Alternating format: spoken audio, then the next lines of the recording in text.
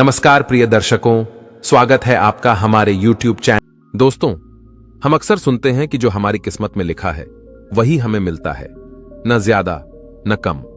लेकिन क्या आप अपनी किस्मत पर विश्वास करते हैं? अगर हां, तो कृपया कमेंट में बताएं। मेरा वादा है कि आप इस कहानी के अंत तक ये समझ जाओगे कि खुद की किस्मत हम कैसे लिखते हैं। एक गांव में एक किसान रहता था। उसे हमेशा लगता था कि उसकी किस्मत बहुत खराब है। जब भी वह कुछ अच्छा करने की कोशिश करता, कुछ न कुछ गड़बड़ हो जाता। वह हमेशा दुखी रहता और सोचता कि उसकी किस्मत सबसे बुरी है। उसने अपने खेतों में मेहनत। दर्शकों, हम कहानी शुरू करें और आप इस वीडियो में खो जाएं। इससे पहले अगर आप हमारे चैनल पर पहली बार आए हैं तो हमारे YouTube चैनल सब्सक्राइब करें। प्रिय दर्शकों, अगर आप भी भगवान श्री कृष्ण को सच्चे दिल से मानते हो तो कमेंट में सच्ची श्रद्धा से जय श्री कृष्ण जरूर लिखें। दोस्तों, मेहनत की और अच्छी फसल उगाई, लेकिन अचानक जोरदार बारिश हो गई और उसकी सारी फसल बर्बाद हो गई। फिर उसने सोचा कि उसकी किस्मत ही खराब है। वह भगवान से शिकायत करने लगा और बहुत परेशान हो गया। कुछ दिनों बाद उसने फिर से मेहनत की और अच्छी फसल उगाई, लेकिन इस बार भी उसकी फसल उतनी अच्छी नहीं हुई, जबकि गांव वालों की फसलें बहुत अच्छी हो गईं। अब वह पूरी तरह से मानने लगा कि भगवान ने जानबूझकर उसकी किस्मत खराब बनाई है। वह भगवान से शिकायत करता रहा और बहुत परेशान रहता था। उसने सोचा कि किसी तरह इसका समाधान निकालना पड़ेगा। उसने कुछ ज्ञानी लोगों से सलाह ली और उनके कहे अनुसार काम किया।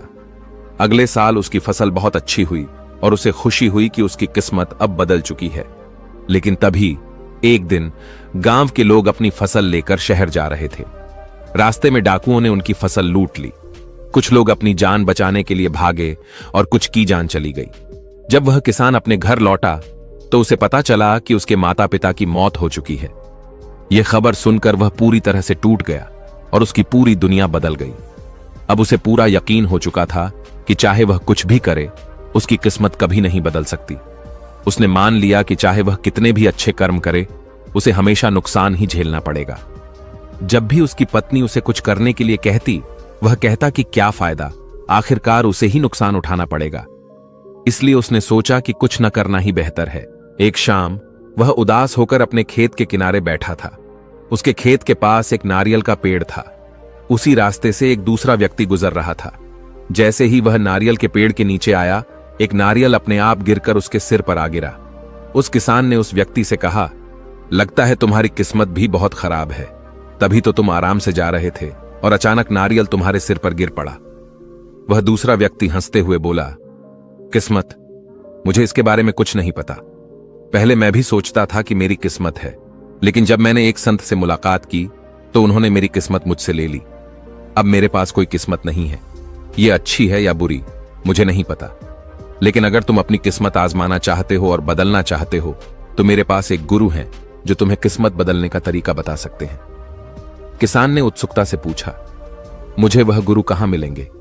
मैं भी उनसे मिलना चाहता हूं और अपनी किस्मत के बारे में जानना चाहता हूं। वह व्यक्ति ने किसान को एक जगह का पता बताया जहां वह गुरु को मिल सकते थे। अगले दिन सुबह किसान ने कुछ खाना और सामान लेकर यात्रा शुरू की। काफी समय चलने के बाद उसे एक जंगल से गुजरना पड़ा। जब वह जंगल में था, कुछ लुटेरों ने उसे पकड़ लिया और उसकी पोटली लूट ली। लुटेरे उसकी पिटाई करने लगे और बोले, हमें अपनी किस्मत पर शक है कि इतने दिनों बाद कोई ऐसा मिला जिससे हम कुछ लूट सकें, लेकिन यह व्यक्ति केवल कुछ खाना और कपड़े लेकर जा रहा है। किसान ने जब यह सुना तो वह थोड़ा खुश हुआ। लुटेरे ने कहा, अगर तुम जैसे लोग यहां आते जाते रहोगे तो मेरी किस्मत कभी अच्छी नहीं हो सकती। अगर तुम कुछ धन ले जाते तो मेरा कुछ भला होता। अब मैं तुमसे केवल यही ले सकता हूं कि तुम्हारा खाना और सामान ले लिया है। लुटेरा किसान को छोड़ देता है, लेकिन उसका खाना और सामान ले जाता है। अब किसान के पास खाने पीने के लिए कुछ भी नहीं बचा था और उसे बहुत भूख लग रही थी। दिन बीत गया और कहीं भी कुछ खाने को नहीं मिला। थोड़ी दूर जाने के बाद उसने देखा कि एक भिखारी कुछ खाना लेकर बैठा है। किसान के मुंह में पानी आ गया। किसान ने भिखारी से कहा, कृपया मुझे थोड़ा सा खाना दे दो। कुछ लुटेरे ने मेरा खाना छीन लिया और अब मुझे बहुत भूख लगी है। मेरे पास पैसे भी नहीं हैं। अगर आप मुझे थोड़ा खाना दे दें तो बहुत कृपा होगी। भिखारी ने जवाब दिया, मैं भी यही सोच रहा था कि आज मैं खाना खा पाऊंगा या नहीं। तुम आ गए। मैं भिखारी हूं और मुझे भूख का एहसास है। मैंने सुबह ही नाश्ता किया है। भिखारी ने किसान को खाना दिया और किसान ने उसे धन्यवाद कहा। किसान अपने रास्ते पर आगे बढ़ता गया, लेकिन वह खुश नहीं हो पा रहा था। उसने सोचा कि आज के दिन की स्थिति तो यह है कि उसे एक भिखारी से भीख मांगकर खाना मिला। किसान जितना आगे बढ़ता गया, उसके पास खाने का कोई साधन नहीं बचा। वह भीख मांगकर और थोड़े पैसे इकट्ठा करके कुछ खाता था। 12 दिन की यात्रा के बाद वह आखिरकार आश्रम पहुंच गया, जहां संत रहते थे। उसने देखा कि एक बड़ा राजा आश्रम से बाहर आ रहा था। किसान ने आश्रम के एक सन्यासी से पूछा, यह कौन है? सन्यासी ने जवाब दिया, यह हमारे राज्य के राजा हैं।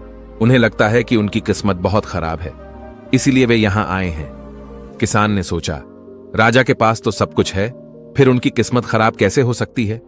उसने सन्यासी से पूछा, राजा क्यों आए हैं? उन्हें किस्मत खराब क्यों लगती है? सन्यासी ने कहा, राजा जब भी युद्ध में जाते हैं, हार कर लौटते हैं। यही वजह है कि उन्हें लगता है कि उनकी किस्मत खराब है। किसान ने कहा, मेरी किस्मत भी खराब है, इसलिए मैं भी इस आश्रम में आया हूं ताकि मैं उन गुरुओं से मिल सकूं जो किस्मत बदलने का तरीका बताते हैं। सन्यासी ने किसान से कहा, क्या तुम्हें सच में लगता है कि तुम्हारी किस्मत इतनी खराब है कि तुम इतने दिन की यात्रा करके यहां आए हो? तुम्हें ऐसा कोई सूत्र नहीं मिलेगा। यहां तुमने अपना समय बर्बाद किया है। यह सुनकर किसान की सारी आशाएं टूट गईं। उसे लगा कि अब उसकी किस्मत कभी नहीं बदल सकती। इतने कठिन सफर के बाद यहां आकर उसे कोई फायदा नहीं हुआ। उसे अब विश्वास हो गया कि उसकी किस्मत कभी नहीं सुधरेगी। वह आश्रम के द्वार से वापस घर की ओर लौटने लगा। तभी उसने सोचा, मेरे जीवन में कुछ भी अच्छा नहीं हो रहा है। मैंने अपनी किस्मत सुधारने के लिए बहुत मेहनत की है। अब जैसी भी मेरी किस्मत है, मैं उसे स्वीकार करता हूं। लेकिन चूंकि मैं इतनी दूर तक आया हूं, मैं यात्रा पूरी कर लूं और एक बार उन गुरुओं के दर्शन तो कर लूं। तभी सन्यासी मुस्कुराए और कहा, हां, क्यों नहीं, चलो तुम अंदर आओ। उन्होंने किसान को आश्रम के अंदर ले जाकर एक बड़े पेड़ के नीचे बैठाया। सन्यासी ने कहा, मैं इस आश्रम का गुरु हूं, तुम्हें जो भी पूछना है तुम मुझसे पूछ सकते हो। किसान ने जब यह सुना तो वह गुरु के चरणों में गिर पड़ा और कहा, हे गुरु, मैं धन्य हो गया। मैंने इतनी लंबी यात्रा सिर्फ आपके दर्शन के लिए की थी। अब मैं वापस जाना चाहता हूं। गुरु ने कहा, क्या तुम्हें अपनी किस्मत बदलने का कोई तरीका जानना नहीं है? किसान ने जवाब दिया, मैंने देखा कि लुटेरे जिनके पास कुछ नहीं है, उनकी भी किस्मत खराब है, और राजा जिनके पास सब कुछ है, उनकी भी किस्मत खराब है। अगर सबकी किस्मत खराब है तो मेरी किस्मत में क्या फर्क पड़ेगा? लगता है कि सभी की किस्मत खराब है। गुरु मुस्कुराए और बोले, किस्मत वह नहीं होती जो हमें मिलती है। किस्मत हमारे सपनों और इच्छाओं से जुड़ी होती है। लेकिन जब हमारी इच्छाएं पूरी नहीं होती तो हम कहते हैं कि हमारी किस्मत खराब है। वास्तव में हमारी किस्मत खराब नहीं होती, बल्कि हमारे कर्म गलत होते हैं। परिस्थितियों के अनुसार कर्म करना महत्वपूर्ण होता है। किसान ने कहा, हे गुरु, मुझे आपकी बातें समझ में नहीं आ रही हैं। क्या आप यह कहना चाहते हैं कि हमारी किस्मत पहले से तय नहीं होती? गुरु ने जवाब दिया, कुछ भी पहले से लिखा हुआ नहीं होता, हम अपना भाग्य खुद बनाते हैं। फिर गुरु ने किसान को एक जगह ले जाकर रास्ते में एक कांटा दिखाया जो किसान के पैर में चुभ गया था। किसान ने कहा, हे मेरी किस्मत, अब यह कांटा भी। गुरु ने कांटा निकालते हुए कहा, जब हम किसी यात्रा की शुरुआत करते हैं तो रास्ते में कई समस्याएं आती हैं। हमें इन परिस्थितियों के अनुसार अपने कर्म करने होते हैं। हम देख सकते हैं कि हम रास्ते को बदल सकते हैं या कांटे हटा सकते हैं। लेकिन अगर हम कांटे हटा रहे हैं तो हो सकता है कि वे हमें चुभें, लेकिन इससे हमारे पैर लहूलुहान नहीं होंगे और हम आसानी से यात्रा पूरी कर सकते हैं। अब तुम बताओ, तुम्हें क्या करना सही लगता है? क्या हमें यहां से लौट जाना चाहिए या कांटों को रास्ते से हटाकर आगे बढ़ना चाहिए? किसान ने कहा, हम अपने पैरों में जानबूझकर कांटे क्यों चुभाएंगे? हमें कांटों को रास्ते से हटाकर ही आगे बढ़ना चाहिए। गुरु और किसान ने मिलकर कांटे हटा दिए और आगे बढ़ने लगे। लेकिन जल्दी ही उन्हें एक बड़ी नदी का सामना करना पड़ा, जिसमें पानी काफी उफान पर था। गुरु ने पूछा, क्या तुम्हें तैरना आता है? हमें इस नदी को पार करना है और यह करना ही होगा। किसान ने कहा, मुझे तैरना नहीं आता। गुरु ने कहा, तो तुम यह कह सकते हो कि मेरी किस्मत खराब है, जो मेरे रास्ते में नदी आ गई और मुझे तैरना नहीं आता। अब तुम्हारे पास दो विकल्प हैं, तुम तैरना सीख सकते हो और नदी पार कर सकते हो, या तुम नाव की व्यवस्था कर सकते हो और नदी पार कर सकते हो।